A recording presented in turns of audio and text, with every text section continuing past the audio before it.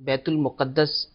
جس کے ساتھ ہر مسلمان کا دل دھڑکتا ہے اور محبت دل میں پائی جاتی ہے، تو بیت المقدس کے ساتھ ایک مسلمان کا رشتہ کیا ہونا چاہیے، کس طرح کا ہونا چاہیے، ارشاد فرما دیں۔ دیکھیں، نبی پاک صلی اللہ صلی تعالیٰ اللہ علیہ علیہ وسلم۔ وآلہ وسلم نے بیت المقدس کے فضائل یہ احادیث طیبہ کے اندر بیان کیے ہیں، اور مسجد اقصیٰ کے حوالے سے یہ ارشاد فرمایا کہ یہاں پر نماز پڑھنا یہ 25,000 نمازوں کے برابر ہے۔ یہاں سے احرام باندھ کر آنے والے کے لیے الگ سے فضیلت نبی پاک صلی اللہ تعالیٰ علیہ وسلم نے بیان فرمائی۔ اور جو بیت المقدس ہے، اصل میں یہ قدس کے اندر شہر ہے قدس، اس کے اندر یہ بیت المقدس مسجد اقصیٰ ہماری موجود ہے۔ یہ بنیادی اعتبار سے ابھی تو صرف ایک فلسطین کا علاقہ ہمارے یہاں یہ علاقہ کہلاتا ہے، ورنہ حقیقی اعتبار سے یہ ملک شام ہے۔ صحیح۔ اور ملک شام جو نبی پاک صلی اللہ علیہ وسلم کے زمانے میں تھا، وہ آج کا جو سیریا ہے، جو ملک شام ہے وہ، اس کے علاوہ لبنان ہو گیا، اردن جس کو جارڈن کہتے ہیں، اسی طرح جو خود فلسطین یہ ہو گیا، بعض حصے جو ترکی ہے اس کے، اور بعض حصے یہ مصر کے،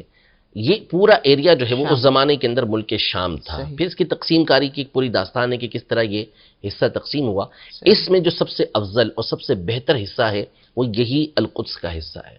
اور اس کے بارے میں قرآن مجید فرقان حمید میں فرمایا کہ سبحان الذی اسری بعبدہ لیلا من المسجد الحرام الی المسجد الاقصی الذی بارکنا حولہ، کہ اللہ پاک نے فرمایا کہ پاک ہے وہ ذات کی جو اپنے بندے کو رات کے مختصر حصے میں مسجد حرام سے مسجد اقصی لے گئی، وہ مسجد اقصی کی جس کے ارد گرد ہم نے برکت دی۔ اللہ پاک فرماتے ہیں ہم نے برکت عطا فرمائی، تو یہ برکت دنیاوی اور دینی اعتبار سے، دونوں اعتبار سے تھی۔ اللہ پاک نے دنیاوی اعتبار سے بھی برکتیں دی، اور دینی اعتبار سے برکتوں کے بارے میں مفسرین نے اس مقام پہ یہ لکھا کہ وہاں پر انبیاء کرام علیہ السلام کی قبریں موجود ہیں، انبیاء کرام علیہ السلام وہاں پر آتے رہے۔ تو یوں نبی پاک صلی اللہ علیہ وسلم نے اور اللہ پاک نے قرآن مجید فرقان حمید میں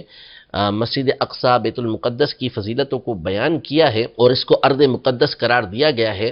تو لہذا ایک مسلمان کا جو تعلق ہے وہ ظاہر ہے کہ اس مقام سے بن جائے گا۔ خود ہمارے نبی پاک صلی اللہ علیہ وسلم معراج کی رات یہاں پر تشریف لے کر آئے، تو ایک جذباتی تعلق جو ہے وہ ظاہر ہے کہ ہر مسلمان کا اس کے ساتھ موجود ہے۔ اور یہ دنیا میں دوسری عمارت تھی کہ جو کعبۃ اللہ المشرفہ کے بعد بنائی گئی، اللہ پاک کی عبادت اس کے اندر کی گئی، اور پھر قیامت کا جو میدان ہوگا وہ بھی اسی سرزمین کے اوپر ہوگا،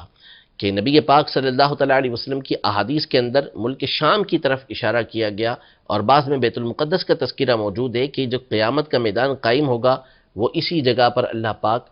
قائم فرمائے گا۔ تو یوں اس بیت المقدس سے، اس مسجد اقصیٰ سے، اس علاقے سے ہمیشہ مسلمانوں کا یہ تعلق رہا ہے، اور قدیم سے علماء نے